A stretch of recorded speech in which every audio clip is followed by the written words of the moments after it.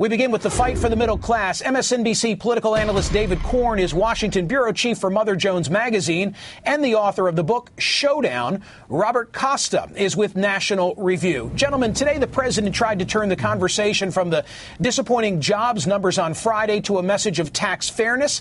He called on Congress to pass an extension for part of the Bush tax cuts for people making less than $250,000 a year. The tax cuts are set to expire at the end of this year.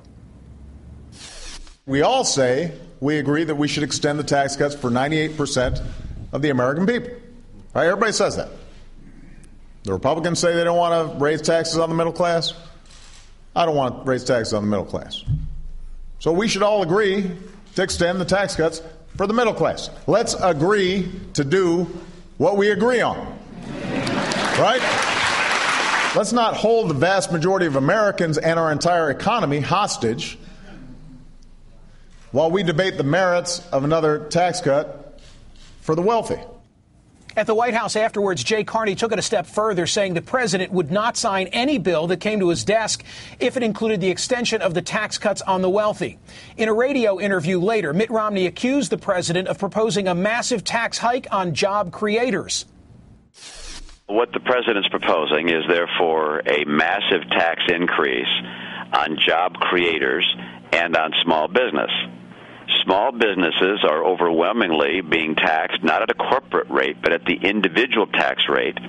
So successful small businesses will see their taxes go up dramatically, and that will kill jobs. That will be another kick in the gut to the middle class in America. Robert Costa, the president says, look, we have such little agreement among us on different sides of the fence. At least we can agree that here's a group of folks who ought to have a continuation of the Bush tax cuts. So why don't we at least take care of that piece of business? What's the response? Michael, two big takeaways from the president's speech today. One on the politics. This, on its surface, looks like a Clintonian tack to the center. In the general election campaign, he's trying to throw a bone to fiscal hawks to frustrate middle-class voters and saying, I'm with you. I'm going to make sure your rates stay at the rate they are today. But the politics of this on Capitol Hill are a little different. Remember, 2 years ago, President Obama extended the Bush tax cuts as part of the lame duck 2010 session. This was the first salvo, let's say, in the 2012 lame duck politics. Obama's signaling to people on Capitol Hill that he's willing to talk about extending the Bush tax cuts to a certain extent, but he's laying out the stakes for that lame ducks discussion later this year. But David, why not do that which at least there can be agreement on? I mean, he or she who's making $261,000 a year is going to enjoy the Bush tax cut for the first $250,000 of that. In other words, everybody would be a beneficiary in this scenario. Michael, you're committing the sin of talking sense. It was a question that our pal Robert didn't answer when he gave his response to you. This is because, the president's saying, listen, we can agree on 98%, let's go with that. But the Republicans are holding that 98% hostage, as they did back in 2010, knowing that it's very difficult to justify continuing these tax cut bonuses for the rich. And the only way they can get them, they can't get them on their own. The only way they can get them is if they hold the 98% of the rest of us hostage. They did that in 2010. That's their strategy again. And they just want, they're just going to try to steer the president down and claim that this is a tax hike. Listen, the tax cuts which Bush brought, into existence were designed to be temporary. So if you go back, if you revert to the original rates, you can call that a tax hike, but that's really semantics and it's double talk. It's, you have to keep voting to keep these things going, otherwise they revert back. And they want to make sure that their friends, the rich, get those breaks, and they can only do it by coupling them to the tax cuts for everybody else. Robert, Republicans want all the tax cuts extended, including on the wealthiest Americans. The rich, they argue, and you've heard this before, are job creators.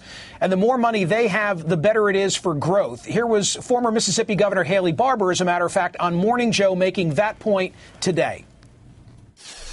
The United States is in a global battle for capital and for labor. If we're trying to attract capital so we can hire more people, so we can be innovative, deploy technology, improve benefits, how do we think? Where do you think that $850 billion you were going to talk about is going to go? It's going to go to the government instead of going for more employees, higher wages, and for expanding the economy. That's pretty simple. Robert, a skeptic would say, well, wait a minute. If we've maintained the Bush tax cuts for the wealthiest of Americans, why do we nevertheless have an unemployment rate of 8.2%? Why do we still have this funk, this malaise in the economy? They don't create jobs. Your response would be what? To blame this recession on the Bush tax cuts, which came into effect 10 years ago, and to say that this recession is happening because the tax rates are too low, I think most Republicans and conservatives would shake their head at that. That doesn't make any sense. Government spending is part of the problem. The financial collapse of 2008 is the significant factor in the recession. But to say the low tax rates, what Romney was saying was that the president's effectively writing off all voters who are making over $250,000. It's a class warfare argument. He's trying to win the voters who are in the middle class, who are making $250 or less. But for those who have sole proprietorships, that's what Romney was saying. Sole proprietors, individuals who pay at the individual rate for their businesses, Obama doesn't even want to speak to them when it comes to tax policy. But I guess what I'm asking is whether there's any empirical data, whether there's anything quantifiable that we can look to and say, aha, here are jobs that were created by individuals because they are wealthy Americans or small business people, and they were able to enjoy the fruits of the Bush tax cuts. If you do not extend the rates on those making $250,000 or more, you will have some more revenue for the federal government. And the Democratic argument would be that revenue would perhaps lead to growth. But if you look what would happen with the president's spending over the last 3 years, I would argue that if unemployment's stagnant, it stays at around 8%. I don't think more revenue and government spending would lead to any growth. The conservative argument's always been pro-growth policies equal growth in the economy. Michael, David, quick reaction to that, and then I want to show you something else.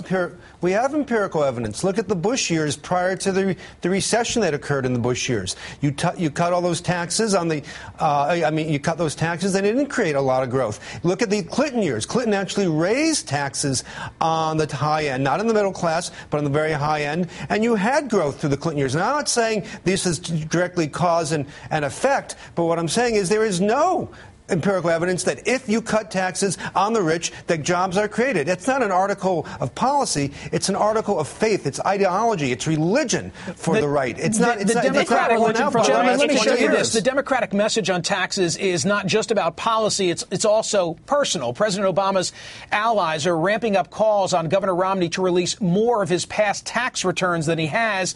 This follows reporting by Vanity Fair and the Associated Press that Romney has stored assets in notorious tax shelters like the Cayman Islands, Bermuda, and Switzerland. Let's watch some of the Democratic attacks. The next 4 years, we're going to have to undergo comprehensive tax reform.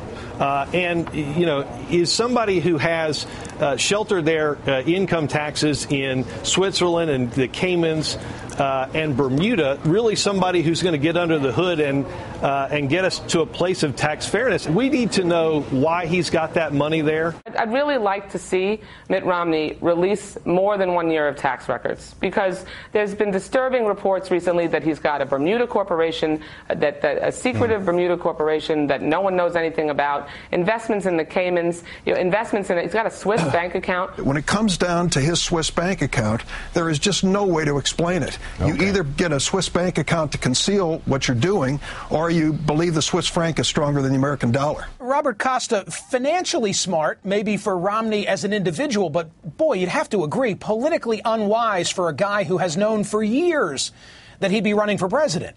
No, Michael, I respectfully disagree. It's not politically unwise to do something that's entirely legal, which is invest globally. Mitt Romney has made a career of investing globally. I think when it comes to disclosure, he should disclose as much as he can. The Democrats, I think, may have a case there that 1 year of tax returns may not be enough for the general election. But to try to portray Romney as someone sipping a pina colada in the Bahamas or Bermuda or in Switzerland, it's class warfare politics. And I think if Romney can connect with people in the suburbs like he did in the primary, he'll be effective in the general. And if he loses voters because of a Swiss bank account, those voters were already voting for the Democrats. But it doesn't help you establish a common bond with middle America is what I'm saying. So having money, so Michael, your argument is that having money means, or having a lot of money means you can't have any kind of common bond. Romney's, I think, trying to counteract that conventional wisdom by going on a bus tour recently. It's not about, but I think it's absurd in American politics if a wealthy person, because he has foreign investments, is suddenly disqualified from being president. I didn't say that at all. I just said if I'm trying trying to reach middle class voters, I don't know that my bona fides are enhanced if I've got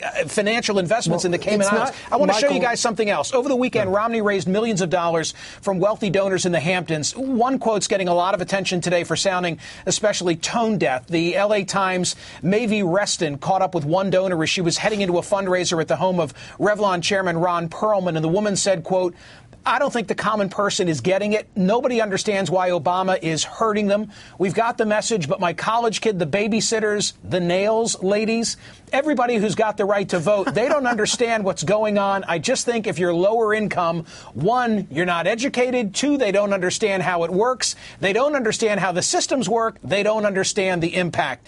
David, I'm sure you'd love to have a piece of that. Well, I'm just saying that's the problem with this country, that the nail ladies can vote and they don't know what's going on. But I have to, it speaks for itself. But I have to say, just in response to what Robert just said, the problem is that having Swiss bank accounts and Cayman Island accounts doesn't disqualify you. What might disqualify you is if you don't have more disclosure. Everyone should read the Vanity Fair piece by Nick Jackson from last week. He raises lots of real legitimate questions that can only be answered by releasing tax returns. That's the expectation in American politics today. The fact that Mitt Romney is not releasing those records only can lead to greater suspicion and shows that he doesn't really care about disclosure and that he's just an opaque, rich guy, gentlemen, like people suspect. Thanks for being here. Thank you, David Corn. Thank you, Robert Costa. Sure thing, Michael. Thank you, Michael.